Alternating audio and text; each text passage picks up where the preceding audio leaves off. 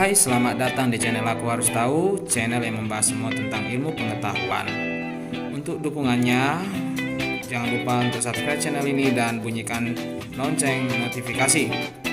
Selamat menyaksikan.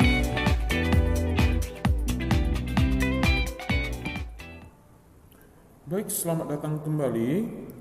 Selamat jumpa kembali di Fisika SMA kelas 11. Kali ini kita akan membahas pembelajaran mengenai 5 soal dinamika rotasi beserta cara menjawabnya.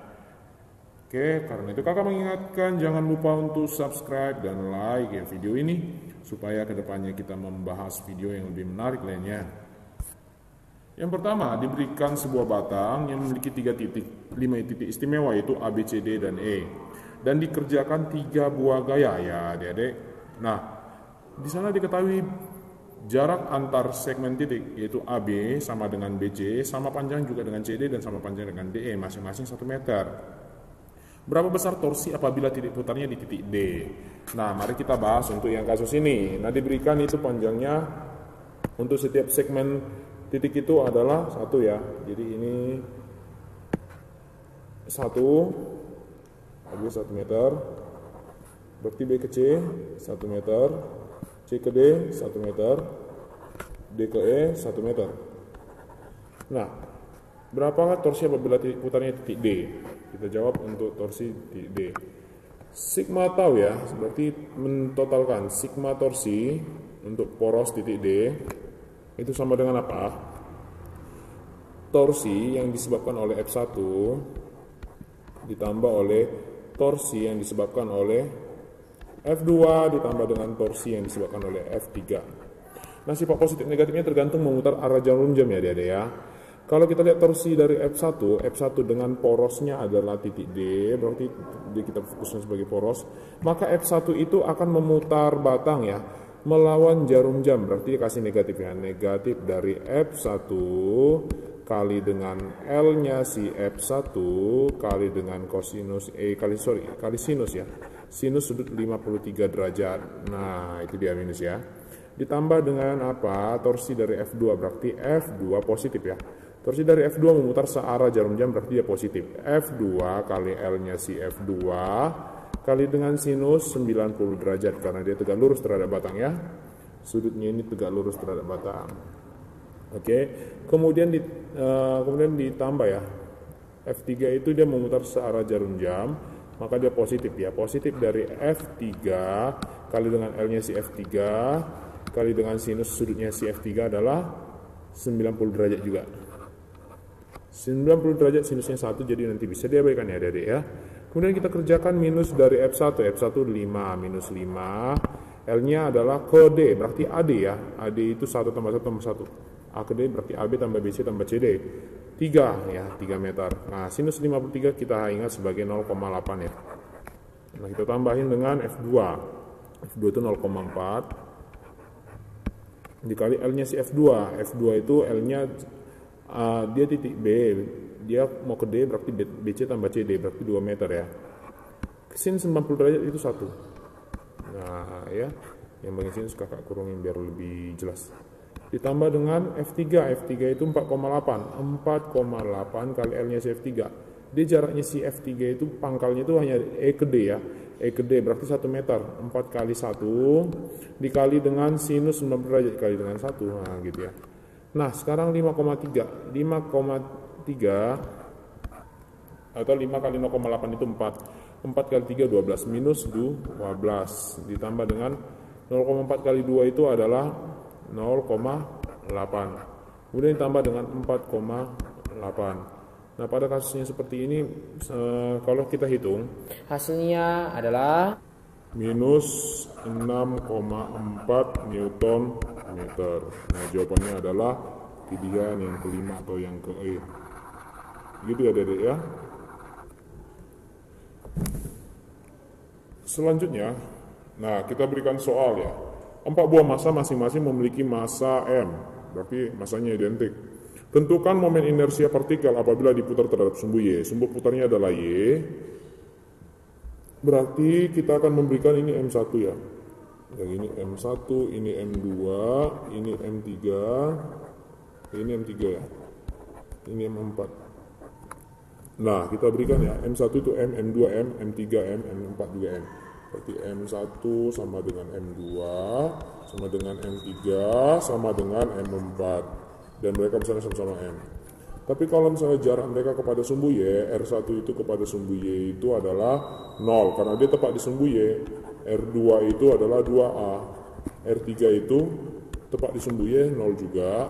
R4 itu sepanjang A ya, sepanjang A. Maka kan kita tentukan namanya momen inersia, resultan momen inersia. Momen inersia disebut dengan I, untuk partikel diskrit adalah sigma MI kali dengan RI pangkat 2. Nah, langsung kerjakan aja, berarti M1 R1 pangkat 2 tambah M2 R2 pangkat 2 tambah M3 R3 pangkat 3 pangkat 2 sorry, tambah M4 R4 pangkat 2. Nah, seperti itu. Nah, yang 0 langsung nolkan saja, yang R-nya 0 ya, yang tepat di titik sumbu poros dinolkan aja, yaitu R1 hilang, baru R3 juga hilang. Berarti M2 kali R2 tambah M4 kali R4 aja yang tinggal ya Dede ya. Kita kerjakan menjadi M1 itu M, M2 itu adalah M, R2 itu adalah 2A. 2A kuadrat, terus ditambah sama apa? M4 R4, berarti M4 itu adalah M, R4 itu adalah A. Ini kuadratin. Nah, 2 dikuadratin 4 ya. 4 di sini 1. 4 tambah 1 adalah 5. M kali A kuadrat. Ini gampang ya. Sekarang soal nomor 3, kecepatan sebuah bola bowling, bola pejal menggelinding dengan kecepatan 4 meter per sekon. Apabila massa bola bowling 2 kg dan diameternya 20 cm, energi kinetik rotasi bola bowling adalah, kita lihat kecepatan linearnya adalah 4 meter per detik. Massa bola bowling adalah 2 kg. Dan jari-jarinya adalah 10 cm atau 0,1 meter. Tentukan energi kinetik rotasi benda. Maka kita jawab untuk energi kinetik rotasi itu sama dengan setengah kali K kali M kali V pangkat 2. Berarti sama dengan 1/2. Ingat kalau K-nya bola bowling itu sama dengan 2/5. Berarti setengah kali 2/5 kali dengan M-nya adalah 2 kg. Ya, adalah 2 kg kali dengan V-nya adalah 4 meter per sekon. Ini kuadratin. Nah, bisa mati ya. Kalau misalnya 2 kali 16 yaitu 32 dibagi dengan 5 hasilnya adalah 6,4 ya.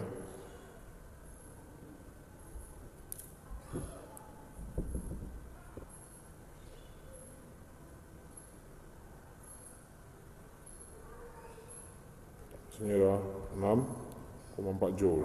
6,4 joule. Nah, seperti itu kira-kira energi kinetik rotasinya bola bowling. Oke. Dan opsinya sini tidak ada, tetapi yang menjawab 6,4 joule Bapak benarkan ya anak-anak. Selanjutnya koordinat titik berat bangun datar di atas adalah, lihat benda 1 ya, benda 1 kita akan cari X1-nya.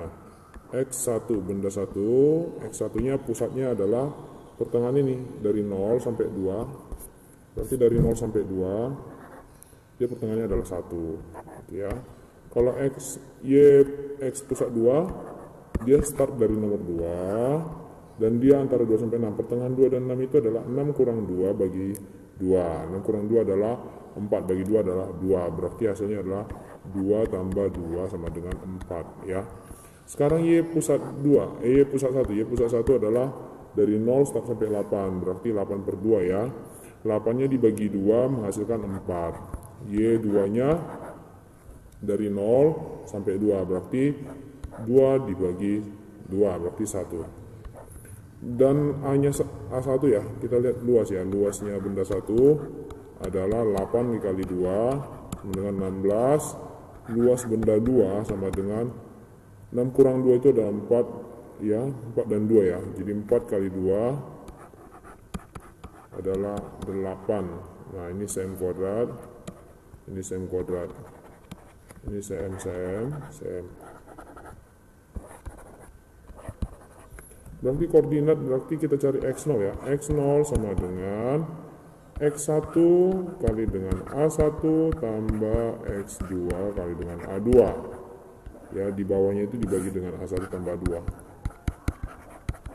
Kalau kita kerjakan, berarti 1 kali 16 ditambah dengan 4 kali dengan 8 per A-nya itu 16 tambah 8. Hasilnya adalah 16 tambah 32 48 dibagi dengan 24. Hasilnya adalah 2 cm. Ya. Dia akan berada pada centimeter yang kedua gitu ya. Koordinat atau absis yang 2. Kemudian ada Y0 sama dengan Y1 dikali dengan A1 tambah Y2 kali dengan A2 per A1 tambah A2. Y1 adalah 4 dikali dengan 8 ditambah 1 kali dengan 8 dibagi dengan 4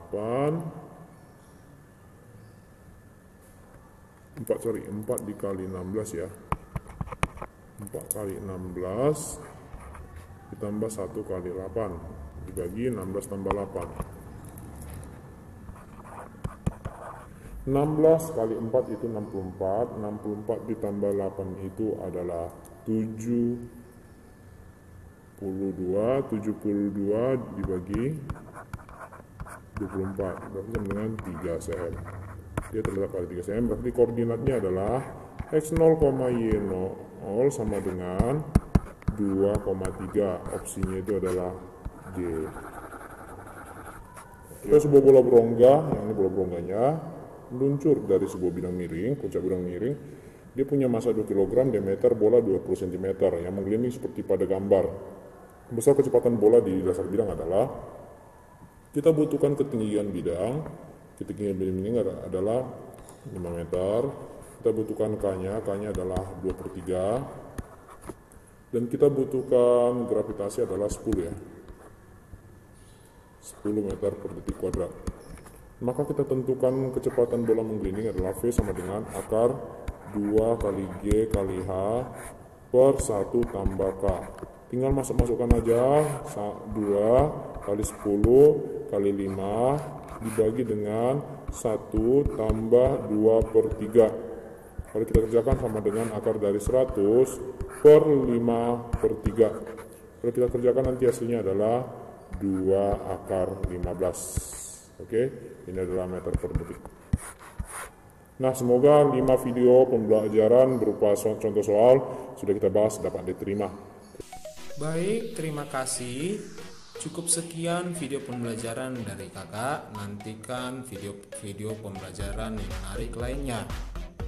Karena kita harus semakin tahu dan dengan prinsip aku harus tahu.